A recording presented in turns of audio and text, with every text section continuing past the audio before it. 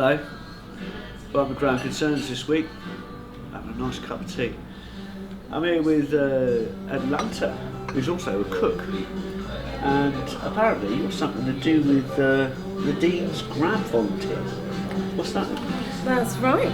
The Dean's Grab Volunteers was set up by myself and Libby Darling, coming up to almost 2 years Her ago last now. name's Darling. Her last name's Darling. What, Darling? Such a lovely surname. Yeah.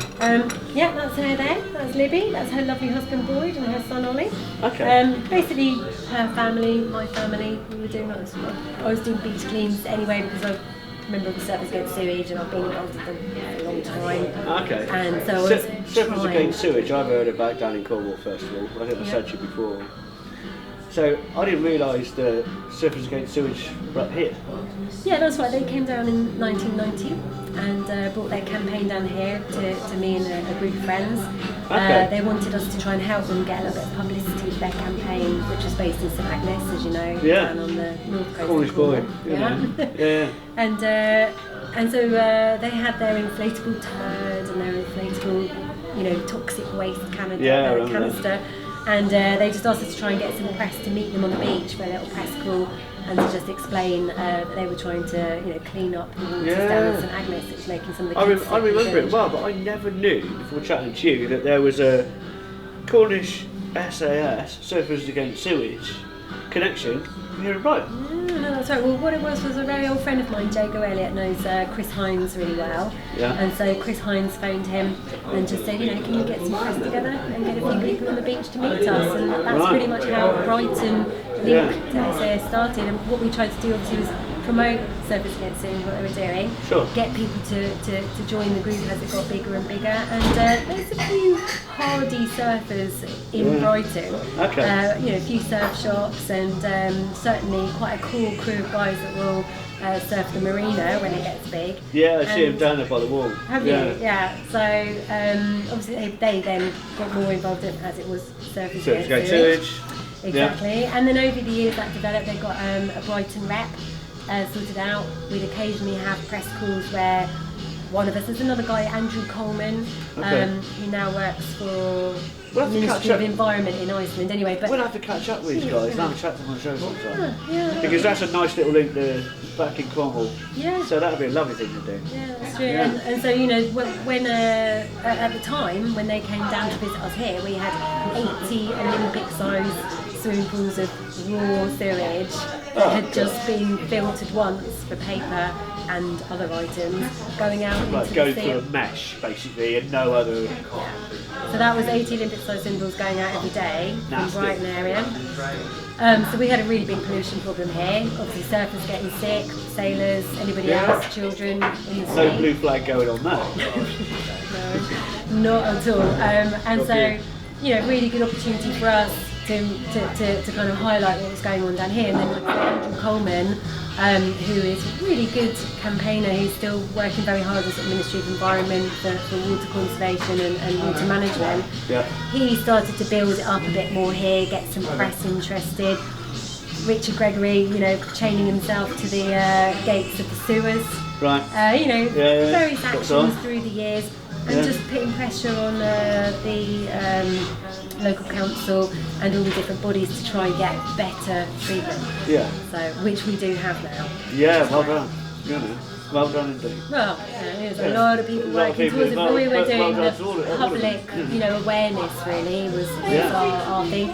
People didn't realise that there was so much sewage pollution going on this coastline, and as you know now, the marine conservation zone here, this coastline really needs protecting, and so all of that work over the last 20 years has really helped to protect that coastline. Well, what I like about it, now we've got the biosphere here, now the marine conservation zones here, it's really good that there is actually some official management structure and strategy coming in beyond grassroots. Because obviously a lot of it's voluntary, well-meaning people who get themselves informed and share information without any real financial support, without any real establishment support, and it does feel like kind of swimming up a waterfall at points. So it's really nice that now it's come through where the recognition further up in society is actually finally appearing it will really help for funding as well, you know, when you've got small projects going on, if they're awareness raising projects, because obviously everything was coming from concerned surfers and water users just becoming members of Surfers Against Sewage and paying each year a little sub, because they're getting ill and they're really worried about it. We're really hoping it will develop funding streams. We've got the Marine Strategy Framework Directive, which is the EU kind of scale policy that has generated the marine protected areas, has generated a sort of habitats so directive. what's that called again? It's called the Marine Strategy Framework Directive. People have been working on it It's for years. a strategy framework to do with marine stuff. And it is. People have been working on it for years. It's got lots of different aspects. Massive aspect of it is Habitats Directive, which is to protect habitats. And obviously then there's this connected marine protected areas or marine conservation zones, and in Scotland they've got another name for them. You know, it's to get some kind of linked up, joined up thinking about doing the marine habitats. things. And just looking after the marine things. So really, I mean, so the rubbish thing. So it's not just, it is all a load of rubbish going in the sea. And I was obviously, because I was aware of it just came through on my Facebook feed recently, where jellyfish eating fish mistake plastic bags for jellyfish. Turtles in particular are really susceptible to this. And then I've sort of got another thing, which I put a post up on the blog at growconcerns.de. Where those birds dying of hunger, but they've got bellies full of plastic. So they're going around eating plastic, thinking it is food. They've got the feeling that they're full, but their stomachs are effectively full, but no nutrition and completely empty.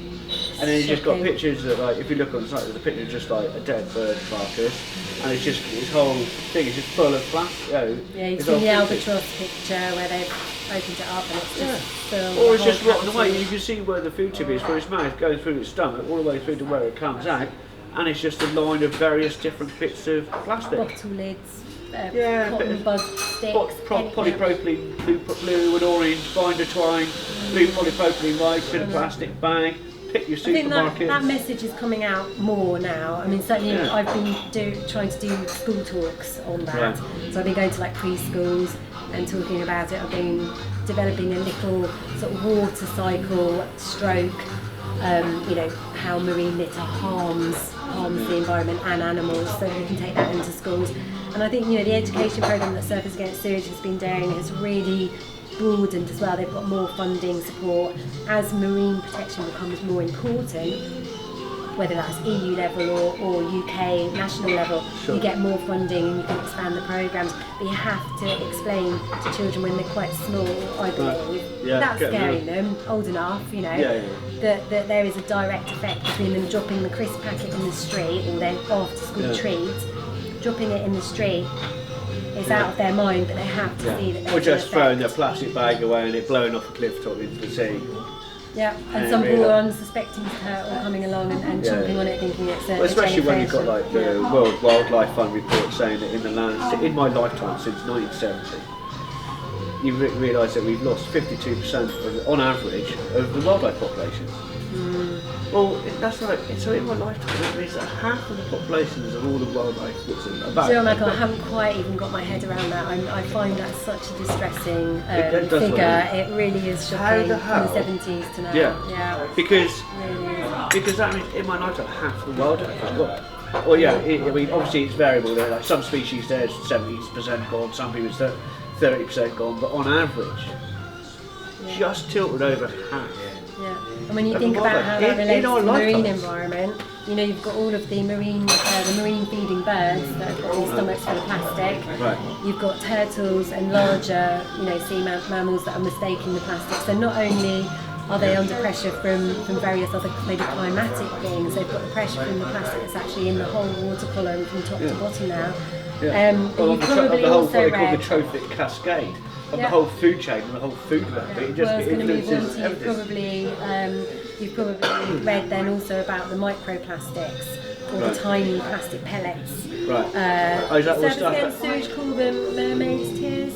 the really small little pellets that industry use to melt down and then make into something else. So they escape from the factories that obviously produce them, go down into the drains and then down into the water environment like that. So they're quite big, kind of this sort of size. But they then break down, and also just like general litter and marine litter break down into these tiny particles. Just like pebbles. And they're plankton size.